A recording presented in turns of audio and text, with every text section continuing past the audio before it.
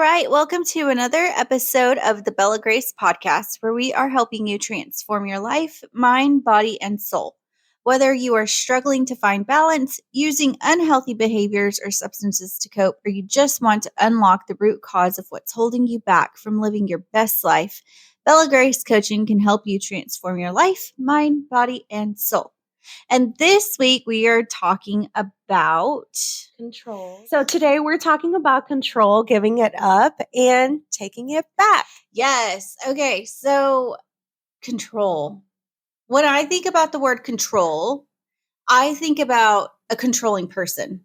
But that's not really the only definition of control. No. That's not really the only way to think about control. Mm-hmm. So for me, for a lot of years, I was a control freak because I was scared. But it took a lot of digging and working for me to figure out that that's why I needed to be in control of everything. Yeah. Was out of fear. Yeah. So do you have control issues? You know what?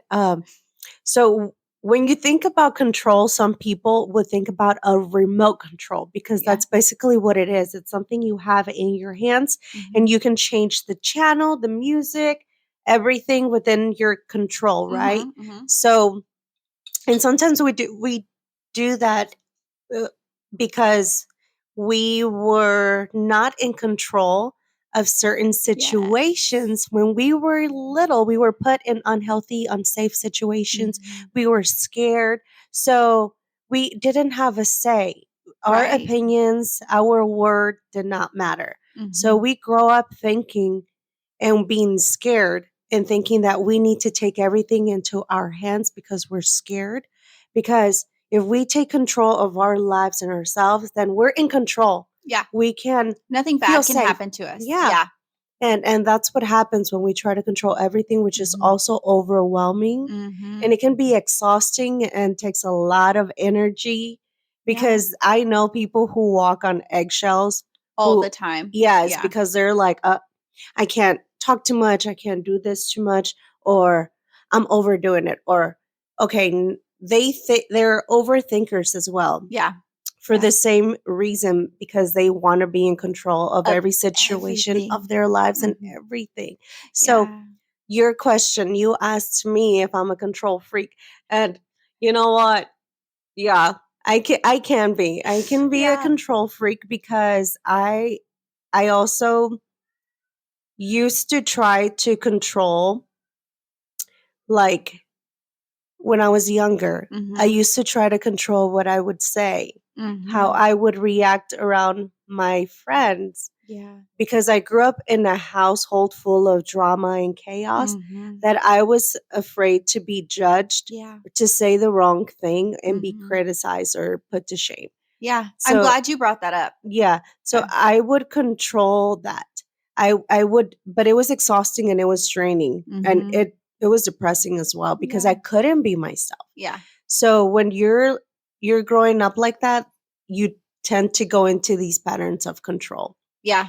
And then when you have nothing else and you're exhausted, you're like, what do I do? Yeah. What do I do? Because you're not living a good life. Yeah, because you can only push yourself so far being in that constant control. So I'm glad you brought that up. If you haven't listened to Rosie's story, it is season 2, I believe. Yes, it was season 2. And I think it was called Unraveling Childhood Trauma. Yeah. And so I'm glad you brought it up because kids who grow up in a unstable environment as a child. Yeah. So they grow up in a family situation where they are food insecure, they are love insecure, they are safety insecure, any of those things like that food, safety, shelter, love. If you are insecure in those things, like you're in fight or flight mode constantly. And you control, like you said, you control what you say, you control what you want, you control, like you're constantly trying to control every aspect of yourself. Because you're constantly picking up on your surroundings, the moods, the voice tones, everything. Yeah, because you have to pay attention. If you have to, is dad drunk? Okay, if dad's drunk, then I need to not say these things. I need to not act this way because then he's going to fly off the handle. Maybe mom's depressed. She's having one of her down days. And so I need to make sure that I'm on my best behavior. I need to make sure that I'm catering to her so that she doesn't spend more days in the bedroom with the curtains closed. Like, when you grow up in a home that is dysfunctional, and I use that word because it's a clinical word, just that's what we say, Yeah. dysfunctional family, is when there is mental health issues, substance abuse issues, poverty, sickness, like physical health issues. Anytime you have anger issues, anytime you have those types of things, those children tend to grow up to have control issues. Yeah. Yeah. Because they feel like they need to control everything. Yeah. Yeah. So how do you break free? When did you break free from that? Or are you still a control freak? I am not a control freak anymore. It took a lot of work. So I grew up in a family where my mom was a drinker. She went out a lot. That's how she coped with the death of my dad. My dad died when I was 8. So my need for control honestly starts probably before my parents divorced. I didn't realize it for a long time, but my parents had a really tumultuous relationship. Like, my dad could fly off at any moment. Like, he would go from fun, easygoing dad to he would snap his fingers and everyone was terrified.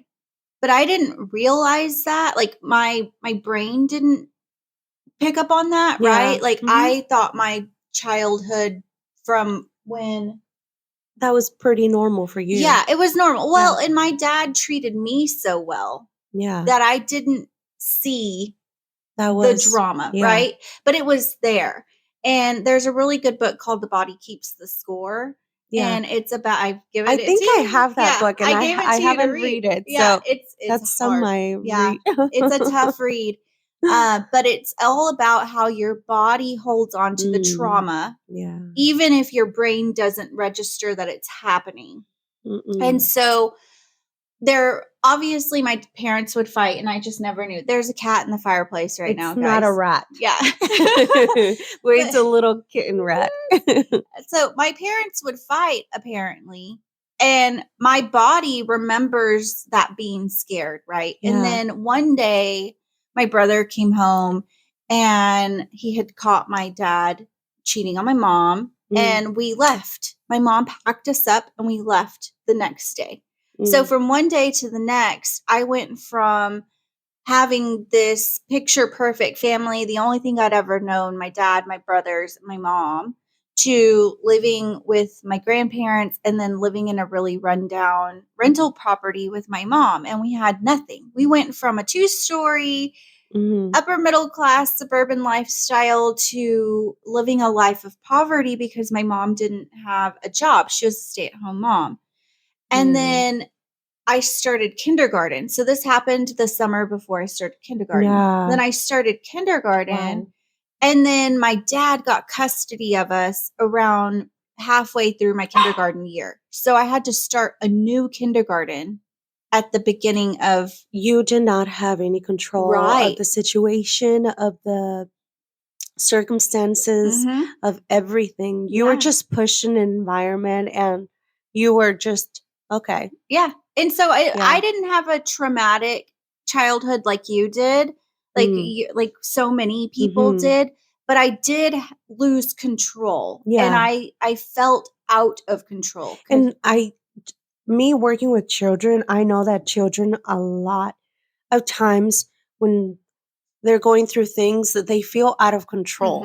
And it's true. Children, or they don't know what control is. Right. Because they just know they want to play, they want to do all these things. Yeah. So then once they're in constant in an environment that it's unstable and unknown, yes, they become scared, they become unsure, they become unsafe, their self-esteem Insecure. is, their confidence, everything is low. So then they're learning to survive in that environment. So they learn to cope and they learn to isolate as well in order for them to cope.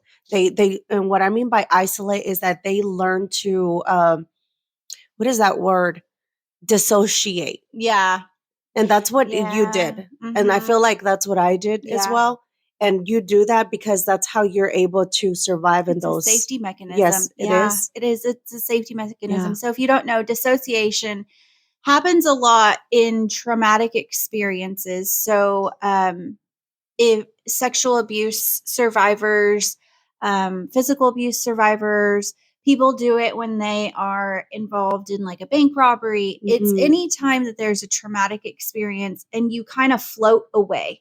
And the body keeps the score. Some of the people that they interviewed talk about how they were actually like hovering over their own body when the abuse was happening, so that the abuse was happening to their body, but it wasn't happening to their mind, right? Wow. They completely dissociate. Yeah. It's like you travel out of your body into this safe world where you're not experiencing the trauma.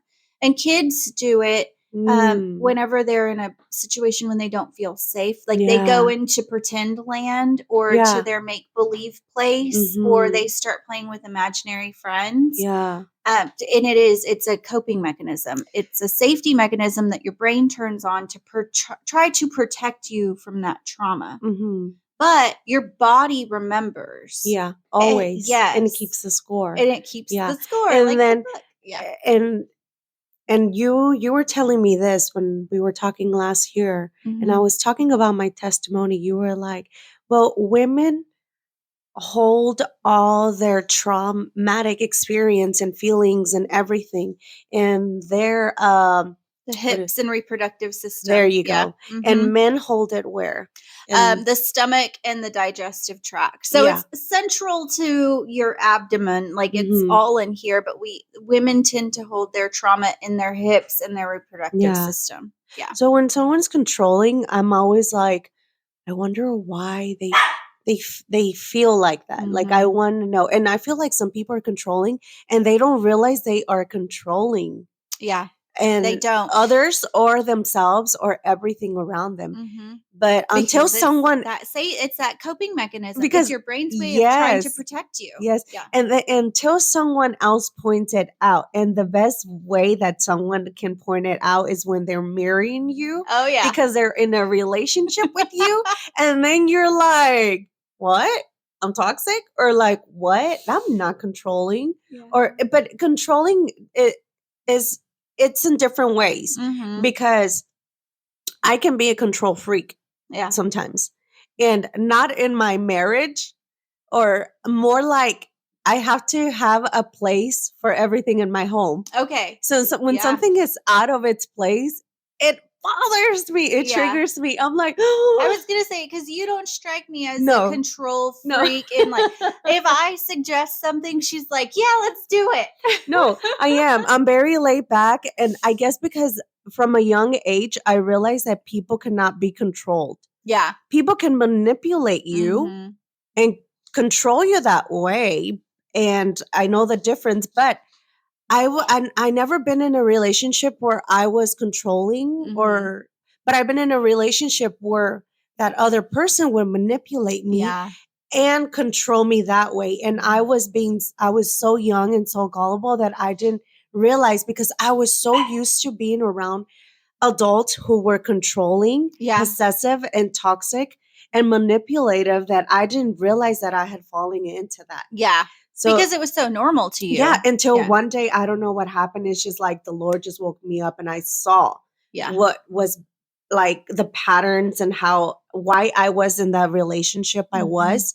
And it's because I saw it all my life. With the adults around me, like controlling, whether it was the children or anything. But I realized that I had fallen into that. I had fallen in a toxic, controlling relationship because I had seen that and I was used to it. Yeah. It was your normal. Yes, exactly. But I am the type of person that if I If I see the soap is out of its place, it's not where I left it, or where I want it to be. It drives me nuts, and I'm like, crazy. Who touched this? Where does this go? Okay, so in the I am kitchen. kind of that Why? way too. Why? Yeah, like it bugs me, and I think that's the way that I'm controlling. Like in my house, like I have to have things a certain way, which I feel like it maybe it's like a OCD.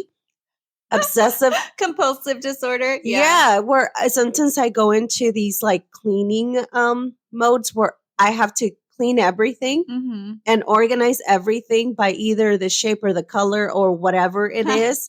And then I realize that I need to go and do the other counter too. And if I'm already doing the kitchen, might as well finish it and then go to the restroom and then go somewhere else. And I'm just like, oh my God, someone help me, because now I'm in this pattern where I there's no door. Like, stop. And I'm like, why am I feel like I'm being too much. Then I'm like, okay, I need to relax. Yeah. A home, it's supposed to be a safe home, not a prison. Right. Like, it's not no one's going to come here and judge me and say the toothpaste cap is off. You know? Yeah, but that was, so when we're in situations like the way you grew up, oh my gosh, guys, it is a madhouse here. So all the racket going on is one of the kittens crawling up my sliding glass door screen. So we have Simba, we have Tarzan right there. Yeah. We have Lion King. Yeah. We have a little rat right here. Sorry, guys. Yeah, and the Chihuahua is having none of it. And then you have a flamingo right here, and then you have a peacock right here. Yes. I mean, it's a jungle here. It's a madhouse.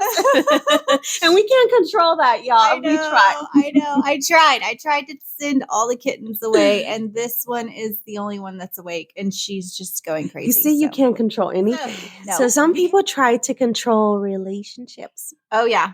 I mean, friendships too. Yeah. Some people try to control a situation. They need to be in control of everything so they don't lose it. Some people try to control, I guess that's right. Yeah. No, I was very controlling in relationships. Well, in one relationship. So after my daughter's dad went to prison, I was engaged, and I've told you this story, but and some people who listen already know it, but I was engaged, and my fiance passed away 6 weeks before our wedding. Like, we had the venue, we had the DJ, we had the photographer, like we were literally 6 weeks away from the wedding. It was the week before my bridal shower. I had friends over, and we were addressing wedding invitations to get them in the mail the next day.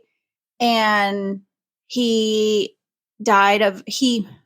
took an over-the-counter cough and cold medicine and a prescription opiate that was really, really strong. And for people who don't know, opiates are painkillers. And so he was sick. He'd been sick. He had strep throat. And he told me, I was very frustrated because at that point I was in college studying to be an addiction counselor. And so I knew like drug interactions, I knew all this stuff. Okay. And I noticed that he was kind of lethargic. He was kind of falling asleep, sitting up. He couldn't hold his eyes open anymore. And I said, "What did you take?" And because I had already given him the over-the-counter cough and cold medicine, and he told me what he had taken, and I said, "I'm going to come in here and find you not breathing." And he's like, "What do you mean?" And I'm like, "You took 2 things that had acetaminophen, and that can be fatal. It can kill you." And so we spent, my bridesmaids were over addressing the wedding invitations. We probably checked on him every 10 minutes for about an hour and a half. And I thought that the danger zone had cleared, because typically you start to metabolize the drugs within about 30-45 minutes. By the time it gets to your stomach and your body starts to process it. So I thought we were clear. I went around the room or around the house and put everybody to bed because we were drinking wine and addressing wedding invitations. So everybody was spending the night. And I put everybody to bed, and then I went back in and I found him. He was blue. His fingernails were blue. It sounded like he was snoring. And one of my friends was in nursing school, so she came in and started CPR. It took the ambulance about 30 minutes to finally administer the Narcan, which is a drug that can reverse the effects of opiates. So it's supposed to be like an overdose reverser. And the second he walked in, the EMS guy walked in, I told him, I was like, he needs Narcan. He's taken an opiate and an over-the-counter acetaminophen medicine. He needs Narcan. And he said, well, I'll figure that out. It's my job, not yours. Yeah. And I was like floored.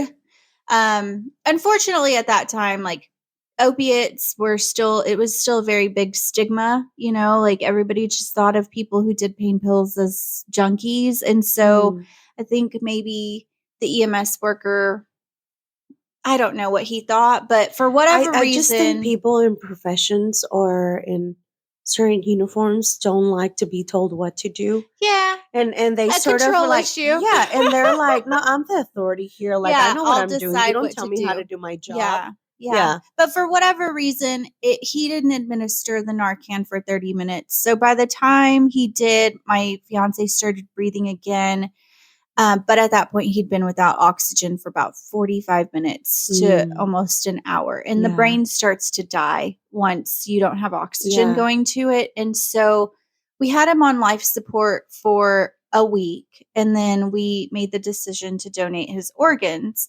And because he was an organ donor, and that was very important to him. So I decided to take him off life support. His parents supported whatever decision I wanted to make. Okay. And we made that decision together. We took him off life support and donated his organs. But in my mind, had he told me the truth from the very beginning, because it took a lot of me like coaxing him to finally tell me what he had taken. Had he told me from the very beginning, I would have been able to do something. This is what I was thinking. I thought I would have been able to do something to save him.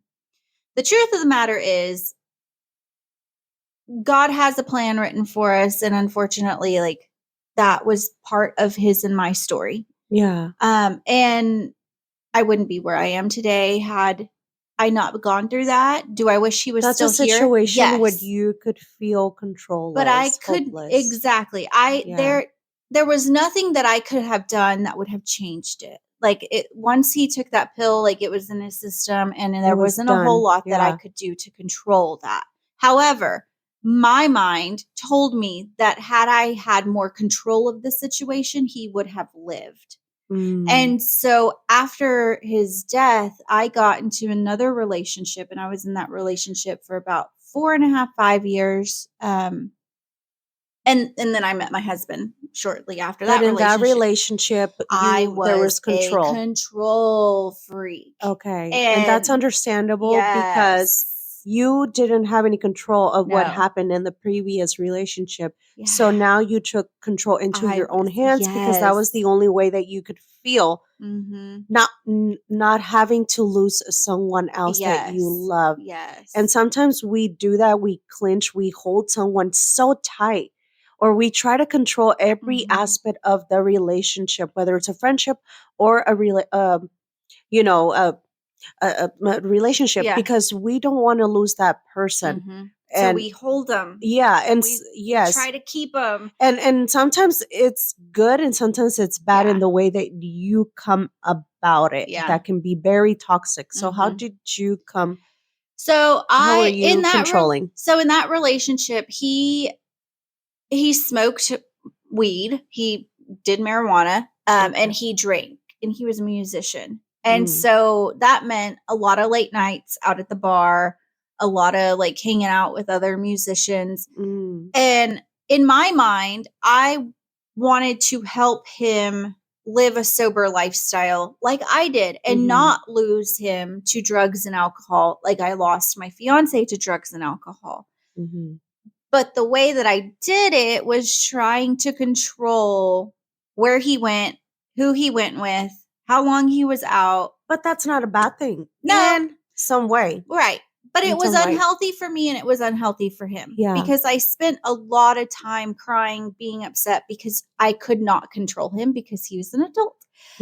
And when people are doing drugs and alcohol, you cannot force them to get clean. They have to get clean on their own. It has to be their own will. Right. Yeah. And I was trying to force my will onto him. Right. And so it took a lot of, he was the one that was like, you need therapy. No. Yes. You're a control freak. You're controlling my life. You're ruining it. At first, I was like, you're just being a narcissist. Like, you don't want to admit that what you're doing is hurting me and you're trying to deflect it back on me. But the fact was, I did need therapy. And I did go to therapy. You because you were... I was still healing from the death of my fiance. And so I did a lot of therapy. But you not wanting him in certain places, in certain area with certain people was for his own good. Right.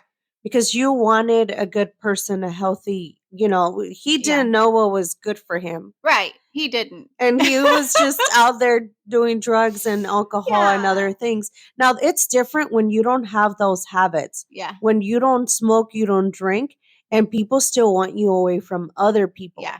That's a totally different their insecurity or their ego and their pride is like, I don't want you talking to men. Yeah. I don't want you hanging out with those friends because I just don't like them. Yeah. They're bad influences for you. Yeah. I know what's best for you. So they manipulate you and they try to control your every move, even how you dress, how you speak, how you walk, how you what you eat. Yeah, everything about your life. And that's like past control to manipulation and abuse. Okay. Like that is where that line, there's a fine line between but that's still control, right? Controlling and and then abusive control, right? Okay. Yeah. So I forgot what I was going to say. I was going to try to wrap up that piece, but okay. Oh yeah, because you asked me how I overcame. Yes. How? So did you get the help that you needed? Yes, I went into therapy and I finally figured out that my need for control in relationships was rooted in the fact that I thought that I could control rooted in the fact that I thought that I had lost control when my fiance died, and now I was trying to control all the men in my life, all the people in my life, and by making them be sober so that I wouldn't have to worry about an overdose ever again. And so now it has changed. And I'm glad I went through therapy. It took a lot of prayer. It took a lot of healing. I spent a lot of time learning how to trust God with every aspect of my life. Yes. Yeah. And when my daughter's dad went to prison, I was so concerned with making sure that she had a father figure that I was blind to some things with my fiance in the beginning that could have kept us from going down this path.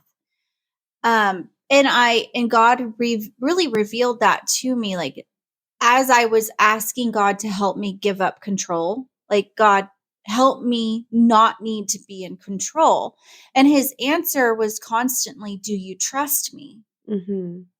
And I would say, yes, I trust you. Yeah. But the fact was that no, I didn't. I was a single mom and I didn't trust God to be the father that my daughter needed. I didn't trust God to be the husband that I needed. I didn't trust God to be the provider that I needed financially. Didn't trust God with your life. Right. Yeah. I trusted God superficially, but I didn't trust him with the actual details of my life. Everything. Yes. Yeah.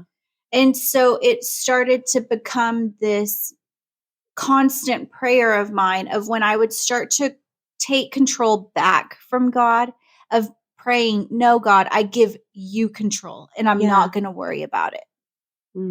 And so that was how I started to unravel needing to have control. So letting go of control is really hard because it's a constant thing that you have to practice. Yeah. It's not like, okay, here you're in control because God is always in control. And that's the truth. Like you can only control how you react to situations, to people, you can control yourself. That's all you can do. Okay. And even that is really hard. But having to submit your life, everything to God is really hard, especially when you are a new Christian. Yes. Yeah. When you're like, okay, I trust you, God, but I want to trust you, or I'm trying to trust you, but you're still surrendering. You still have to let it go. And the more you build a relationship with God, the more you walk with Him, the more you can trust Him and know that He is in control and He's got you and you're not alone. And He's not going to let you fall into certain things without equipping you. Right. So, yeah, He puts that harness on you. He asks you to give up control. Yeah. But I always like to use the metaphor, and this is how I see it in my own mind, is like if you're going to bungee jump off of a cliff, right? Oh, I'm not gonna bungee jump. I'm scared of heights. So for me, that's no. That's I think I would want to do that, because I'm scared of heights. So I that controls me. The fear of heights control me. I can only. So when we go to concerts, I don't say this, but we've gone to concerts just with some of our friends, and we got in the nosebleed seats, and Rosie's prayers worked. Really, I'm over here sweating. Like I try to act calm, and I'm over here like this, but my palms are sweaty. Like I smell bad because when you're nervous or you're scared, a different scent comes out of your whole body. Okay. Yes. Fear. Yeah, the fear pheromone comes out. So for me, I'm just like, but I want to go bungee jumping one day. Yeah. Because it might help you. Because I want to release that fear. And the reason why that fear controls me, the fear of heights, is because when I was little, there was like, so I was born in Mexico. Yeah. And brought here when I was 7. So when I was little, my dad had this house in this small town. And in that house, he had this room that was like a corn, it was just the corn room where they put all the corn and they just save it. And I mean, I come from a long line of farmers, and so yeah. So anyways,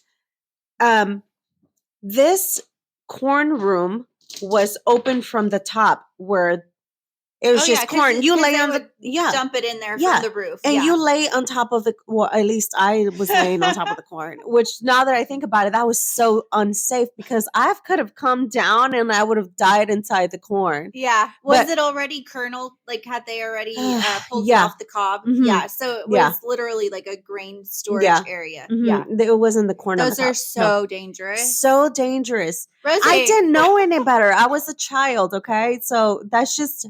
I had bad parents, okay? Oh my God. So listen, I don't know how. I think there must have been a ladder, but I got on there and I just remember I would play with it and then I looked down. The only thing I remember was looking down. And then I woke up when I was on the floor. I was on the floor laying down for hours. This was early in the morning when I was playing with the corn. Yeah. I woke up in the evening. And I was sleeping for hours. My mom thought I was so tired because I remember her passing by and I remember being on the ground like this. I can't remember if it was this side, but I still have like a crack on my skull. Oh my gosh. Yeah. So that's why I feel like sometimes I feel pressure. It's weird. Yeah. But anyway, so I remember just being on the floor and opening my eye and seeing the shadow of my mom walking past, and I just closed my eye again. I had a concussion for a while, and my mom you had a fractured skull, Rosie. I didn't know this. I could have died. I could have died. You could have. There's so many situations where I could have died as a child. Yeah. But by the grace and the love of God, I am here. You're here for a I reason. am a survivor. Yeah, exactly. But I don't have any control of that. God does. You see, because I could have died. Yeah. And God was like, no, I'm in control. I need you to be alive. You're here. So does your fear of heights keep you from experiencing things? yes. Yeah. Yeah. And I am so terrified of heights. Okay. Because of that same reason. So I could look at a building and be like, I mean, I've been to the Willis Tower in Chicago. Yeah. And because my husband, when we were dating, he was like, I want to go up there because I grew up in Chicago and he was visiting from Texas. And he's like, I want to go up there. And I said, oh, what if a plane just goes and just the tower? And I was like, that's evil to think, but I am scared of heights. And then anything can happen in the city. But that's what our brain does, is it takes that fear. Mm-hmm. Like, I'm afraid of snakes. I try not to let my fear of snakes control my life. You, yeah. But sometimes it does. So I will like cut an activity short because the fear of the snake starts to mount and rise. And then I have this like irrational fear that there's going to be a lake full of snakes. And I have to get out of the water. But that is your coping mechanism, trying to keep you safe. Yeah. Mm-hmm. So that's what I did. I said, okay, and he knew I was scared of heights. So I told him, okay, we're going to go up there, but no more than 15 minutes. We'll go up there and we get down as soon as we can. Okay. We go there, we sit on the thing, or you sit on the thing. I take a picture. Let's go. We spent about 45 minutes up there once we were up there. Yeah. Because I had to constantly tell myself I wasn't there.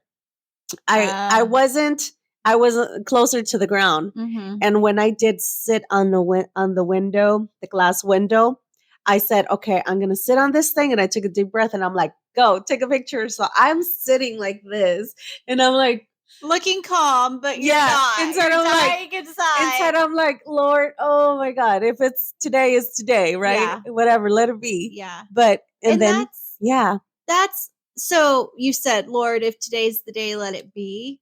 That surrendering.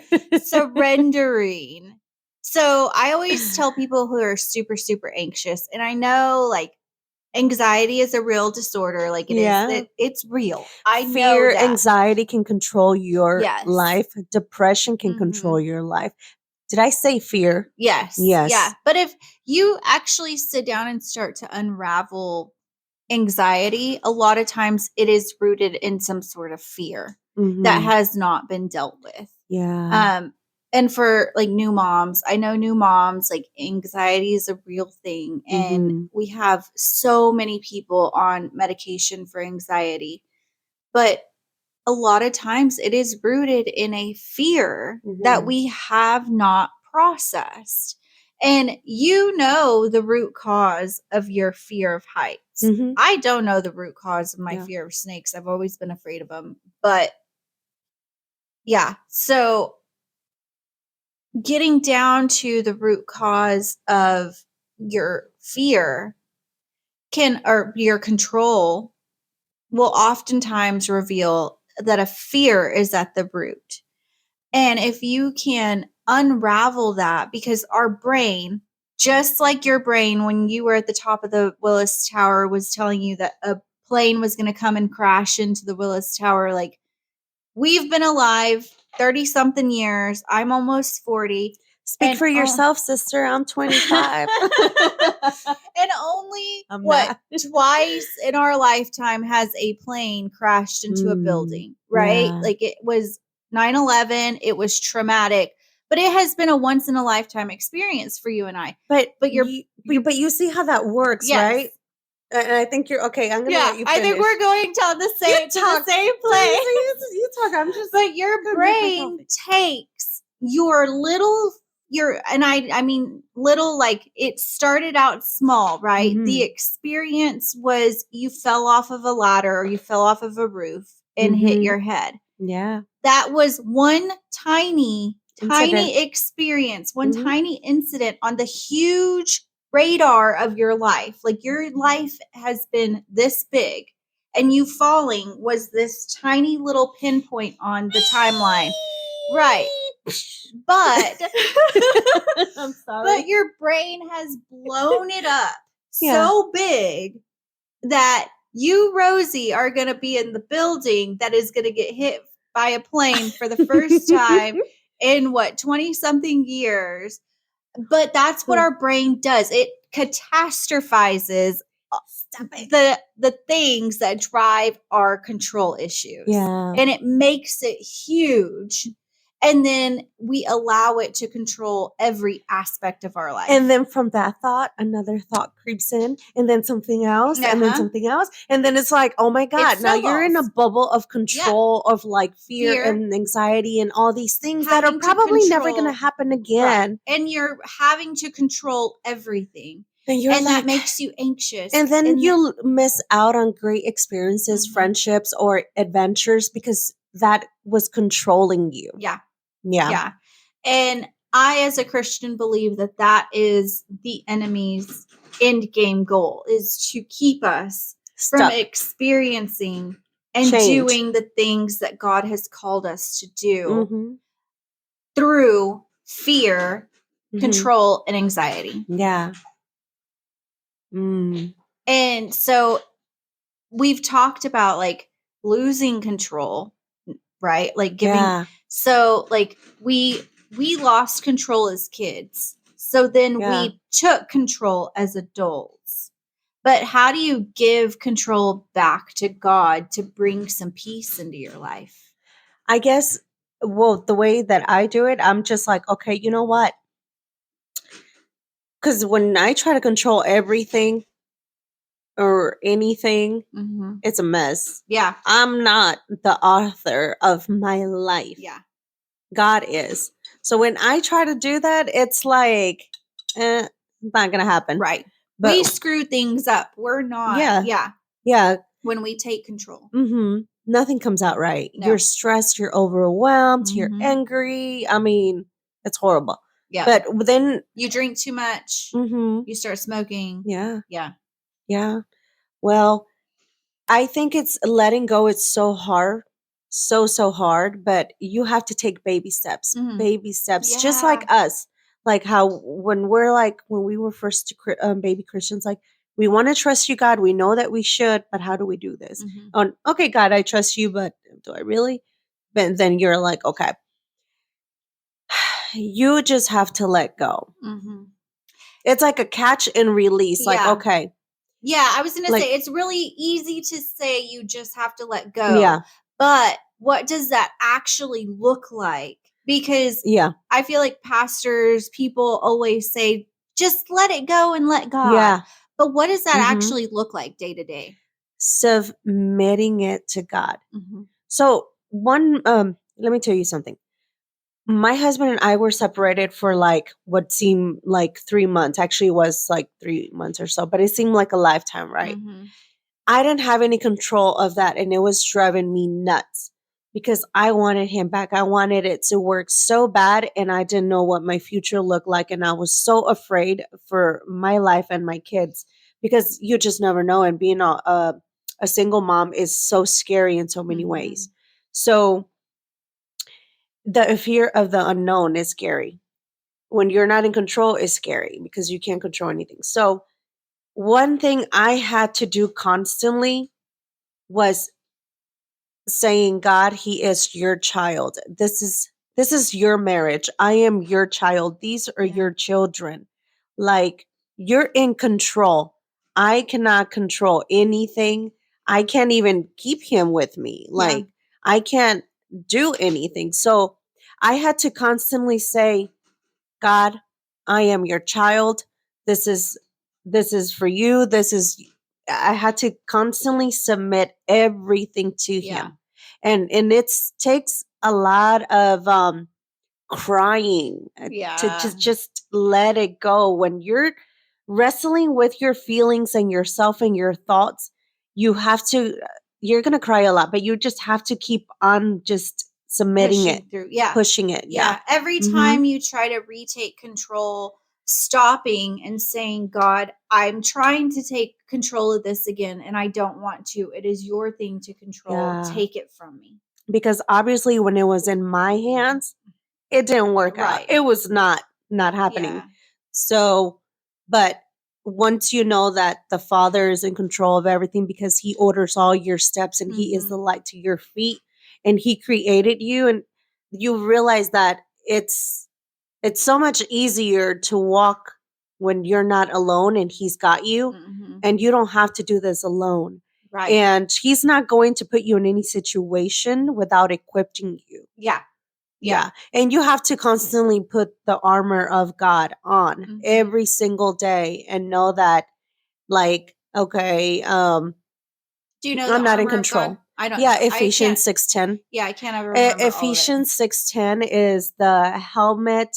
Wait, I think it's the helmet of salvation, the breastplate of righteousness, the belt of truth, the sword of the spirit, and the shoes of gospel.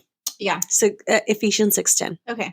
I figured you'd know it because you have kiddos young age, and I don't remember. I remember teaching it to say it, but I don't remember what it was. So it's really good. Look it up. And then you'll realize that God doesn't let you go through anything by yourself. So he's in control, but he also equips you to walk through all those things that you're afraid of. So you're not just naked. You don't go into battle naked. Alone. You have that whole armor of God, his word, his wisdom, his spirit, like all the things. So I want to, we're talking about like God and giving up control and giving it to submitting God. it to God. But I want to talk about that in a like tangible, real world way. Okay. Because God for some people is abstract and they need more concrete. Like, what does this actually look like in life? So for me, giving up control of finances when I married my husband was really hard because I'd been a single mom. I'd always controlled my own checkbook. I'd always paid my own bills. And now my husband pays the mortgage. My husband pays the bills. Okay. All the bills are in his name.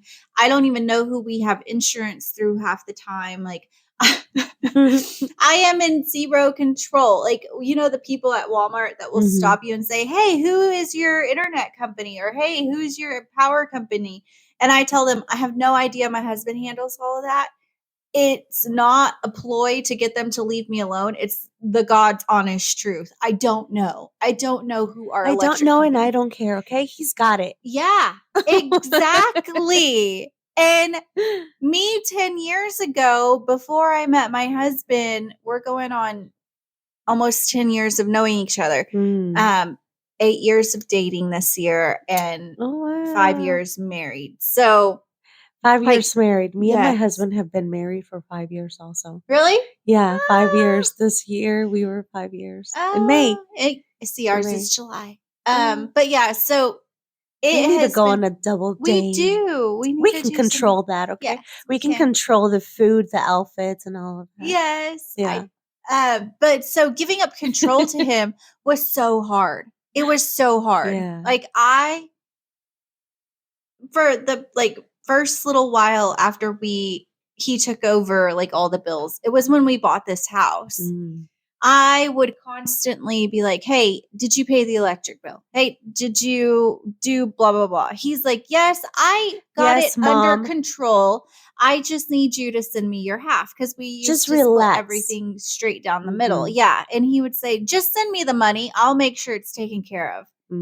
And that was really hard for me. Yeah. And it took almost a year of that for me to finally trust him with it. And now I don't even give it a second thought. It was really hard for me to do the same thing as well because I was very independent. Yeah. So for me to give up that kind of freedom or, control to my husband once we got together and I had to be a stay-at-home mom and raise her 2 kids, it was hard too because I was like, oh, I trust you, but I don't trust you like that. Yeah. Like I trust you only with certain things, not everything. And that's how our relationship is with God. We trust God only with some things, but not everything. And he calls us to trust him with everything. Yes. Yeah. Yes. So I think I may have a Bible verse, but you keep talking and I'll look for it. Okay. So I have this Bible verse that says it's Joshua 1:9. It says, "Be strong and courageous. Do not be afraid. Do not be discouraged, for the Lord your God will be with you wherever you go." Yes. In Spanish, it is Josué 1:9. Okay. Yeah. Yeah. But so this is a good Bible verse because it says that it's saying you can be strong and courageous, that God is with you wherever you go. So don't be afraid. Don't be afraid. And this one is also like the pain that you've been feeling can't compare to the joy that's coming. Yes. This is Romans 8:18. Yeah. And I love this one too because when we submit our problems, everything that we cannot control, our lives, when we submit it to God, God turns that pain into joy, into happiness, into love. So that's what that means to me. Yeah. Here's another one. And this is one that I remember for when I was about to get baptized as a Christian, because I was just like, oh, but I don't want to get baptized and be like one of those annoying Jesus freaks, right? But as I was reading, this verse came to me and I was just like, ooh. So this is Matthew 16:25. "For whoever would save his life will lose it, but whoever loses his life for my sake will find it." Yeah. So this is you submitting every single fiber of your being to God. Yeah. And just saying, you know what, God, my life is for you. Yes. Letting it go. Yeah. Is so hard. So hard. Letting go of control. Yeah. That should be in the title because we've talked about letting go of control, getting control back in unhealthy ways by using control. We talked about it in our childhoods, how we lost control in our childhoods and we took it back by wielding control over various aspects of our lives. And then we talked about taking back control when someone has taken control from you. Did I already say that? Giving back, giving it up, taking it back. And I just went in a circle. What have we talked about? We've been talking about control. Rosie and I are both so tired. Yes. Giving it up and taking it back. Giving it up and taking it back. But yeah, we talked about taking it back as adults after a traumatic childhood experience or after a relationship that has taken control from you. The way you take control back into your life is realizing that you are not in control and you can't control anything but yourself, how you react to situations, people, and life. That's how you take control back. Yeah. By letting go and knowing that nothing's ever going to be perfect. You can't control anybody, any situation, any relationship. You can't control how the weather's going to come out, anything but yourself. Yeah. That's how you take control back. So what does that look like for you? Not caring, but being like, you know what? It is what it is. Yeah. No matter what. I mean. Yeah. So I take control back with my fear of snakes by doing the things that I am afraid to do, but being careful, right? Like I'm not just going to go like step in a pit of snakes. Yeah. In a bag full of snakes. Yeah. No, but I'm not going to let it keep me from doing things. Yeah. I am more careful and more cognizant. Like when we go on hikes or like we're going to the river next month for our anniversary, like I could very easily let my fear of snakes keep me and control from me living from my best life and not going on this river trip because there might be snakes. But instead, I'm just going to go and I'm going to be careful and I'm going to watch out under rocks and not like randomly grab things. But that's me taking back control over my life and not letting my fear of snakes control my life. Stop you from living. Yeah. So I want to go on a hot air balloon one day. And I also want to go bungee jumping. And I also want to throw myself out of a plane. Isn't that crazy how because I'm a very adventurous person and I love to do things at least just once. Yeah. Well, forever I wanted to do that because it looks so free and it looks so fun. And I guess I'm an adrenaline junkie too. Yes, you are. My husband is afraid of heights and he jumped out of a plane. Yeah. And he said it wasn't that bad. Like it's terrifying. I think the it's most just the thought. Yeah. He said the most terrifying part was the airplane that you take to go actually. Because once you're there, you're there. I mean, ooh, yeah.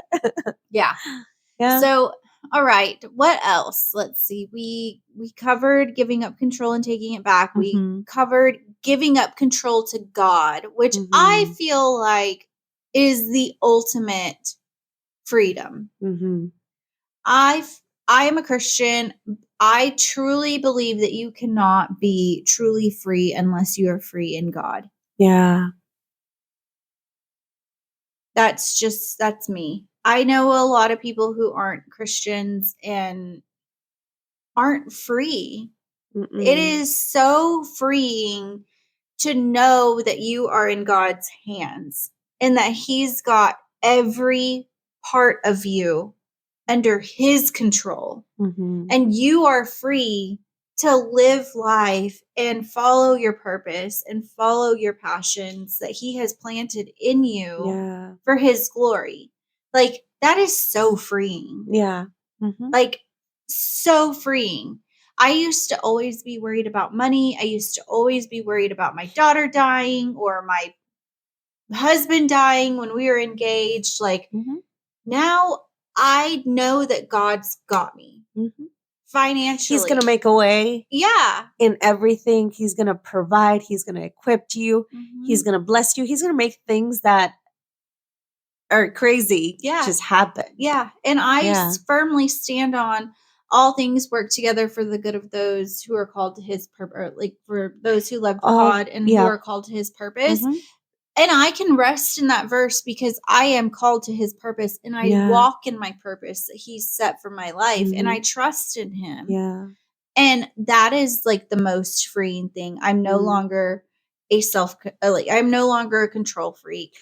It just reminds me of that song, I'm no longer a slave. I am a child of God. Yeah. Yeah. There's so many good worship songs that just come to my mind where you're like just letting it go. And if you're like me, when you worship, you just cry, you bawl your eyes out. Yeah. That's me. And it's just during worship. Yeah. And it's just letting it go. It's a constant letting it go, free. And afterwards you feel so much lighter. You feel so much better because you're like, here, God, you take it. Yeah. You take it.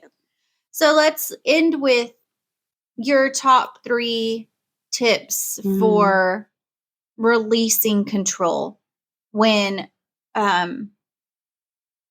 you feel that anxiousness creeping in where you want to take back control of everything because everything feels out of control. Yeah. What do you do? What are your top 3 tips or 2, whatever, for? Okay. Prayer, worship, reading the Bible, talking to a friend, because all of that help with you letting it out and it gets you out of that mindset where you feel like you need to take control of everything and just facing it. Those are all good. Yeah. Yeah. Mine are similar. Prayer, worship, changing the words that you say to yourself. Yeah. Is mine, like, big one. Because if you say, I can't do that because I'm afraid of blah, blah, blah, or don't, you restrict yourself based on fear or the need to control. If you change the way that you talk to yourself in that situation, you're signaling to your brain that things can be different and your brain will make them different. Yeah. And then you have to rewire your brain. Yeah. Yeah. And then when you feel like you need to control things or you feel like you are being controlled and that makes you feel out of control, removing yourself from the situation helps. Yeah, that's a good one. Yeah. Yeah. Mhm. Yeah. Yeah, that's what I do when I feel like I can't control certain things and I want to. I Mhm. just take a deep breath and do something Yeah. else. Yeah. Yeah. All right. Well, Mm. guys, we have a lot of great stuff coming in the pipeline. We are currently waiting to record with Arthur. If you don't know Arthur, if you haven't heard his story, he's on the podcast twice. He was on season 1 and season 2. Go back and listen to his episodes. I believe one was on authenticity after he came back from a trip to Spain, and he had a lot of time to reflect on being authentic and being the same outside of church as you are inside a church, Mm. and being authentic in all parts of your life. And he actually has a podcast called Outside the Church Walls where they talk about that exact thing, about being authentic and being the same inside the church as you are outside the church. And then we are also hopefully going to be interviewing Joe. He was on the podcast. His episodes were growing up Latino and being sober Mm. or something like that, because we were talking about being a sober Latino. And then he also had an episode about intentionally dating as a Christian. So if you haven't heard those 4 episodes, I highly suggest you go back and listen to them, because both of those guys are 2 of my favorite guys on the planet aside from my hubs. I love them. They're hilarious. They're loving. They're caring. They are wonderful humans, and they're both going to be on talking about men's health and men's mental health. Mm. So that those 2 episodes will be coming out before the end of June. We're gonna I probably love drop. that. I Yeah. can't wait. Yeah, I can't wait to talk to them Yeah. and how they just overcome things and Mhm. navigated certain life situations and Oh, they yeah, have and how they powerful just stories. live their life. Yeah. Yeah. Yeah. So they're both passionate about mental health.